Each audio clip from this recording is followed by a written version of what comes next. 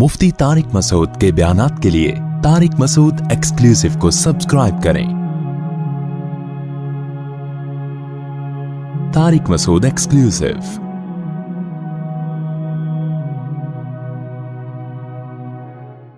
अगर कोई शख्स मरने से पहले तौबा ना करे और शिर्क व कुफ्र की हालत में दुनिया से चला गया, इस शख्स के लिए कुरान और सुन्नत में क्या हिदायत हैं?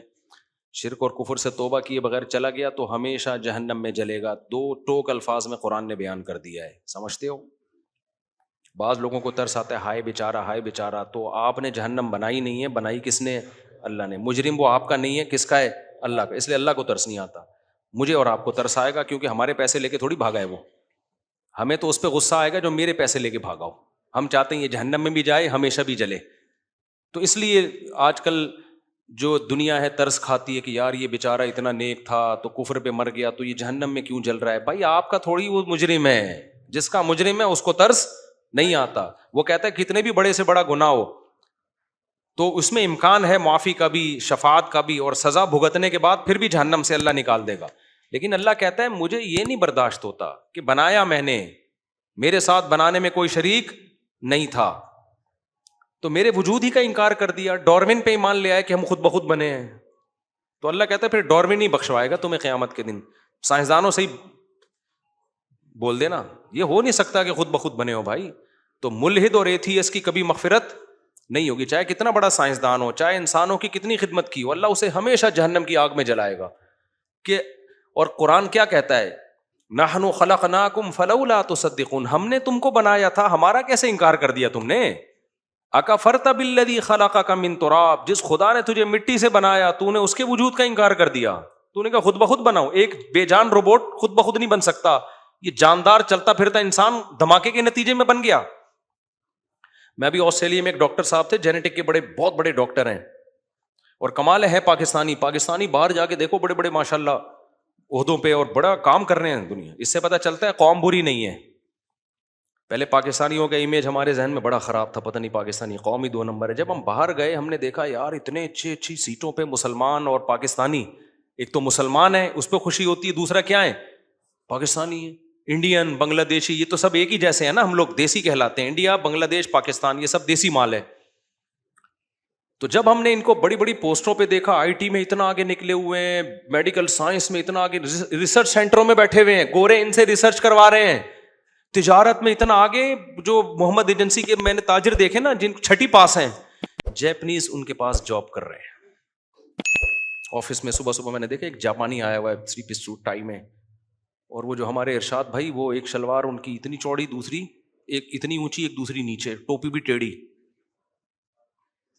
जो मोहम्मद एजेंसी के हैं ना, पेशावर के, और वो पढ़ा लिखा जापान वो आया हुआ है उनके पास। मैंने कहा ये किस सिलसिले में हाजिर हुआ है? कहते हैं मैं इसको तनख्वाह देता हूँ, मेरे पास जॉब कर रही है। अबे मैंने कहा वाह यार, इधर तो क्या हाल हुआ है, उधर जापानियों को अपने पास मुलाजिम रखा हुआ है।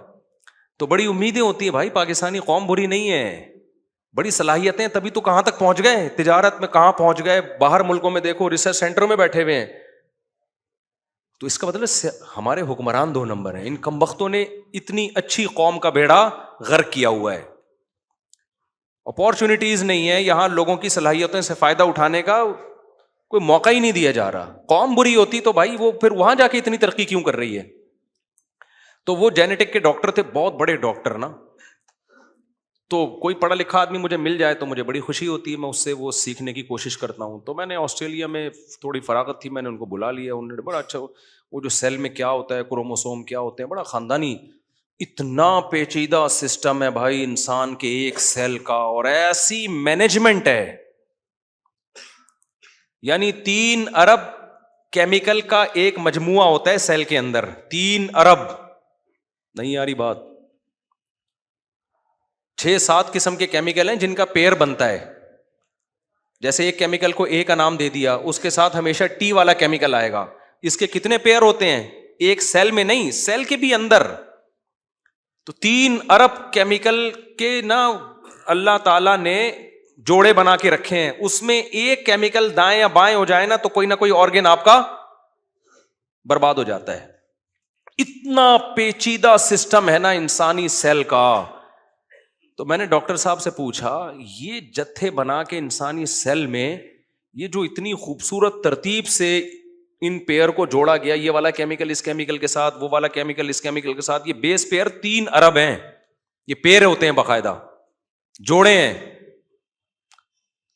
تو کیا یہ ممکن ہے کہ ایک once upon a time big bang theory کے مطابق ایک دھماکہ ہوا ہو اور وہ اتنا منظم دھماکہ کہ اس کے بعد ہوتے ہوتے ہوتے ہوتے یہ کیمیکل 3 ارب ایسی ترتیب سے کروڑوں سال کے بعد جڑ گئے ہوں؟ انہوں نے کہا یہ نہیں ہو سکتا. یہ مولوی نہیں کہہ رہا, یہ کون کہہ رہا ہے؟ یہ آسٹریلیا کی یونیورسٹی کا ایک بہت قابل پروفیسر کہہ رہا ہے کہ یہ دھماکے کے نتیجے میں یا آٹومیٹیکلی ایسا ہونا امپاسبل.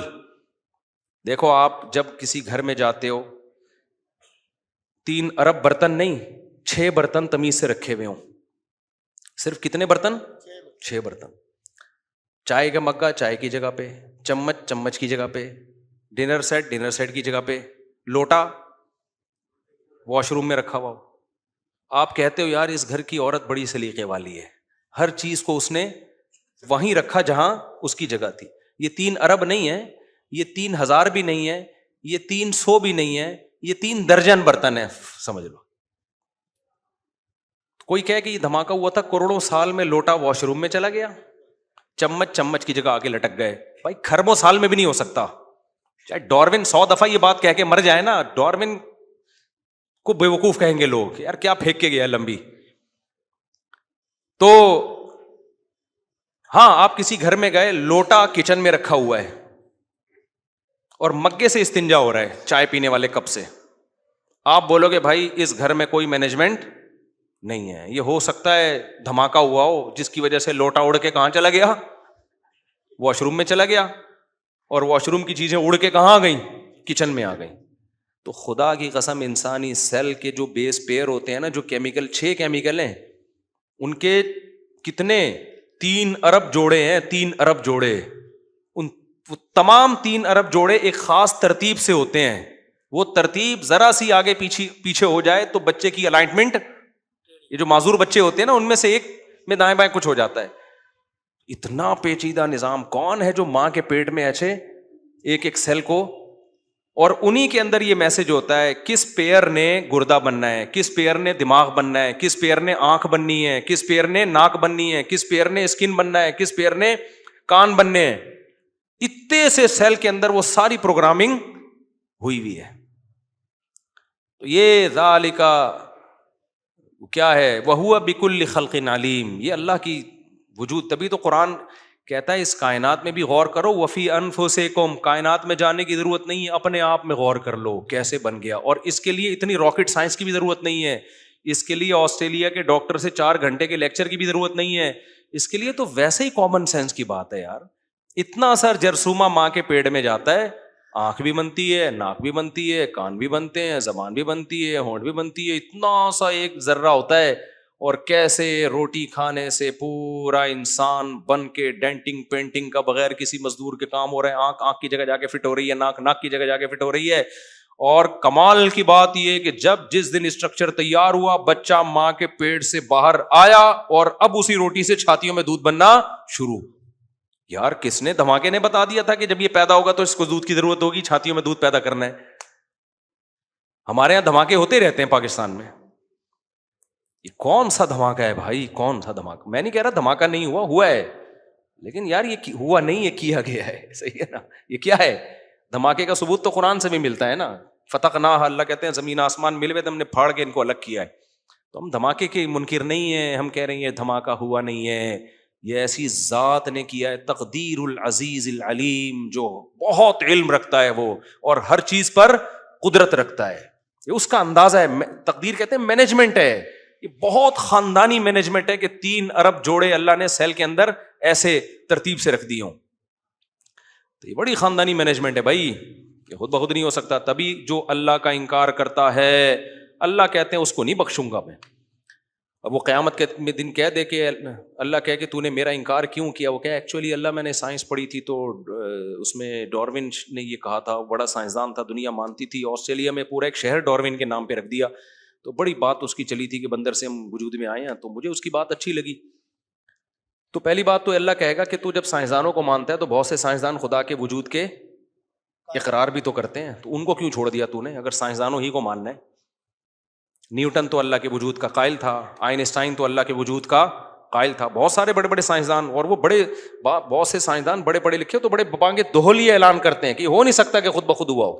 اور دوسری بات یہ کہ کیا ہر چیز میں تو سائنس سے یہ ثابت تھوڑی ہے کہ خدا نہیں ہے, یہ تو ایک نظریہ پیش کیا ہے, ابھی تک اس پہ مہر تھوڑی لگی ہے, فیکٹ تھوڑی ہے یہ. جو چیز حقیقت ہے, جو صبح و شام ہم دیکھ رہے ہیں, اپنی آنکھوں سے دیکھ رہے ہیں, اس کا انکار کر رہے ہو, اور جو ایک نظریہ ہے, تھیوری ہے, جس کا صحیح بھی ہو سکتا ہے اور خود سائنسدان کہہ رہے ہیں کہ صحیح بھی ہو سکتا ہے, غلط بھی ہو سکتا ہے, اس کو ایمان لے آئے, اللہ نہیں چھوڑے گا, اللہ کے سامنے یہ عذر چلے گا نہیں. تو اللہ کا انکار کرو گے تو بھی نہیں چھوڑے گا, اور اللہ کے ساتھ کسی کو شریک کرو گے تو بھی بولو نہیں چھوڑے گا.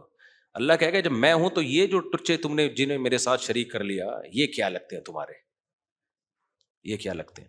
تو اس لیے اللہ میاں نہیں چھوڑیں گے بھائی. اللہ میاں پہ غصہ کرو تو اللہ میاں کہے گا لے آؤ مجھ پر ایمان, غصہ چھوڑ دو. کیا کتنا ٹائم لگتا ہے ایمان لانے میں؟